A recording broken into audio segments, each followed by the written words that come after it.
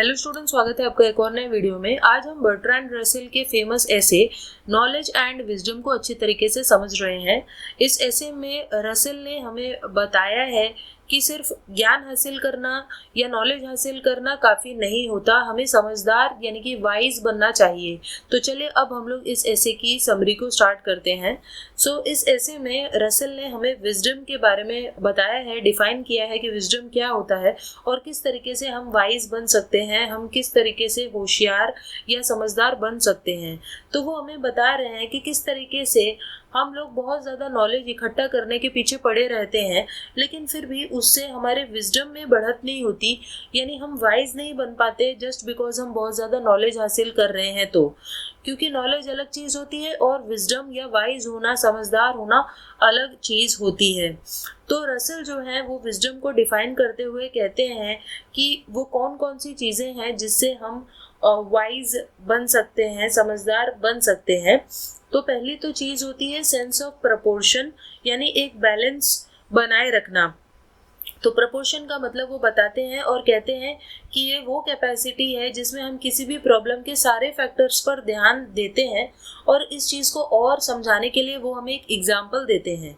तो वो कहते हैं कि आजकल के जो साइंटिस्ट हैं उन्होंने नई नई दवाइयाँ खोज ली हैं, लेकिन वो ये नहीं समझ रहे कि इन दवाइयों का लोगों की लाइफ पर क्या असर पड़ेगा।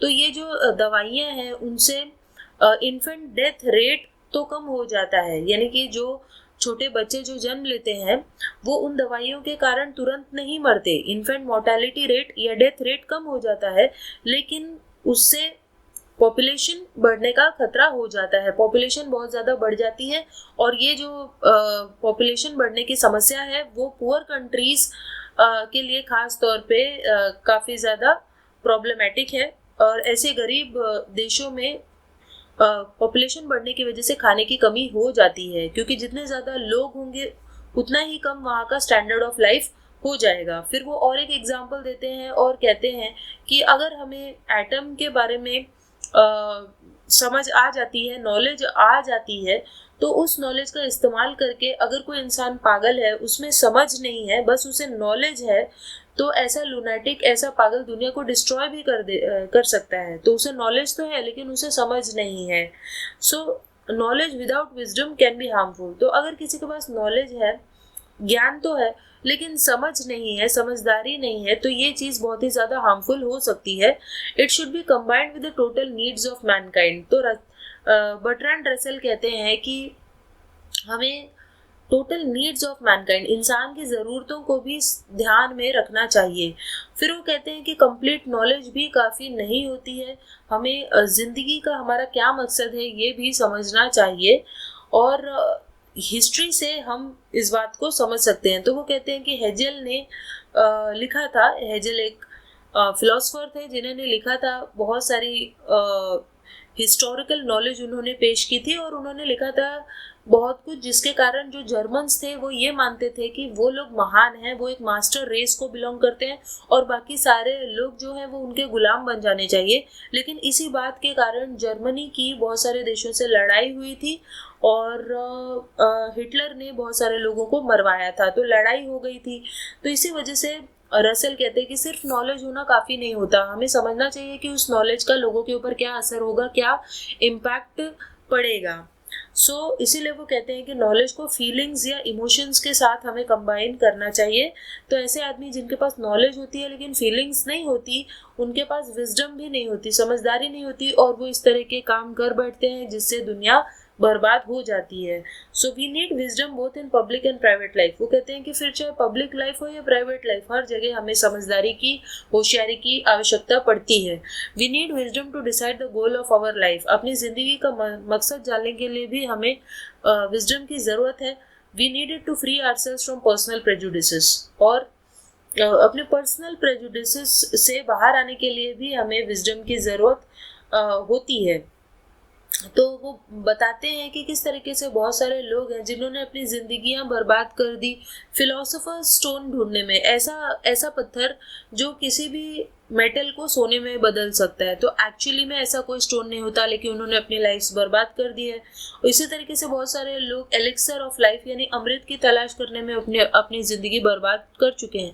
लेकिन ऐसे लोग प्रैग्मेटिक या प्रैक्टिकल नहीं थे, वो ज़िंदगी की कॉम्प्लेक्स प्रॉब्लम्स का सिंपल सोल्यूशन ढूंढ रहे थे, लेकिन ऐसे सिंपल सोल्यूशंस होते नहीं हैं। तो रसेल कहते हैं कि मैन में attempt to achieve the impossible, कि इंसान इम्पॉसिबल की तलाश में जाता है, लेकिन वहीं पर वो अपने आप को हार्म पहुंचा देता है, अपने आप को चोट पहुंचा देता है। Similarly in personal life wisdom is needed to avoid dislike for one another. इसी तरीके से पर्सनल लाइफ में भी हमें विजडम की ज़रूरत होती है, ताकि हम दूसरों को डिसलाइक ना करें और सभी के साथ हिल मिल कर रहें। तो वो कहते हैं कि दो लोग इसीलिए एक दूसरे के दुश्मन बन जाते हैं, क्योंकि उनके अंदर प्रेजुडिस यानी भेदभाव की भावना होती है, और हम दूसरे के इमेजिनरी फॉल्ट्स यानी सामने वाले के अंदर कमियां होंगी भी नहीं तो भी हम उनका इमेजिनरी फॉल्ट्स के तहत उसे डिसलाइक कर बैठते हैं। It they can be told that we all have some flaws. तो अगर उन्हें ये कहा जाए कि हम सब में कुछ कमियां हैं, हम सब में गलतियां हैं, तो ऐसे लोगों में समझदारी आ सकती है और फिर वो फ्रेंड्स बन सकते हैं। Russell believes that through reasonable persuasion we can avoid hatred. तो वो कहते हैं कि अगर किसी को मनाया जाए तो हम हेट्रेड को अवॉइड कर सकते हैं। Wisdom lies in freeing ourselves from the control of our sense organs।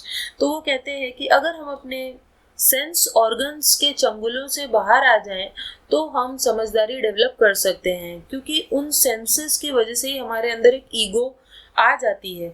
लेकिन हम कम्प्लीटली फ्री नहीं हो सकते अपने सेंसेस से।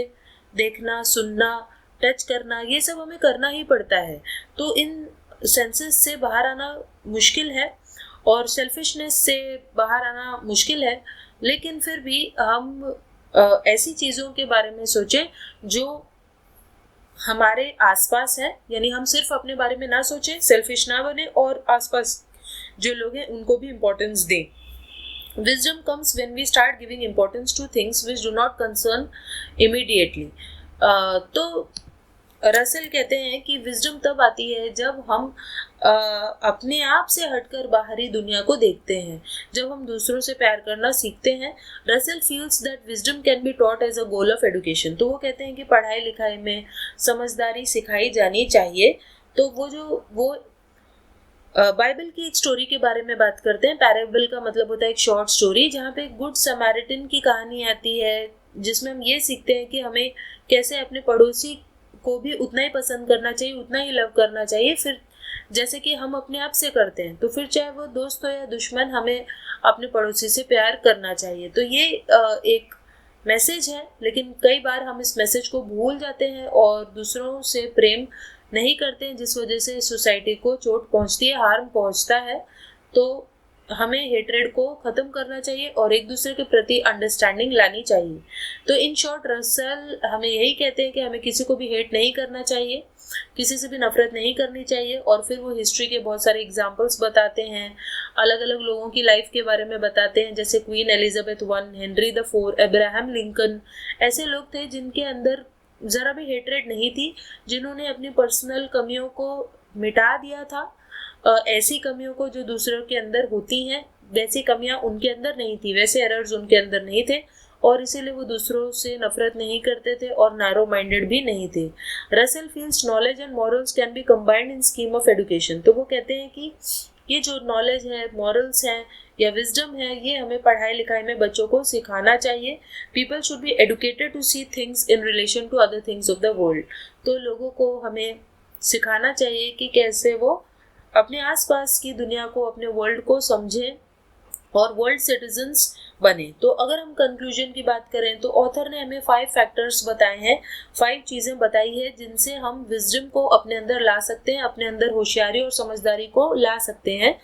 तो वो है a sense of proportion, emancipation, impartiality, awareness of human needs and understanding. तो वो कहते हैं कि हमें अपने अंदर एक सेंस ऑफ प्रपोर्शन लाना चाहिए, बैलेंस लाना चाहिए, और हमें इम्पार्शियल होना चाहिए, यानी कि भेदभाव नहीं करना चाहिए, दूसरों की नीड्स के बारे में भी सोचना चाहिए, और एक अपने अंदर अंडरस्टैंडिंग लानी चाहिए दूसरे के प्रति। तब हम एक वर्ल्ड सिटीजन, एक अच्छे सिटीजन बन पाएंगे और हमारे अंदर विजडम आ पाएगी। सो आई होप आपको ये ऐसे अच्छी तरीके से समझ में आया होगा और आप इसे अपने एग्ज़ाम में यूज़ कर पाएंगे। और चलिए हम मिलते हैं नेक्स्ट वीडियो में, तब तक के लिए बाय।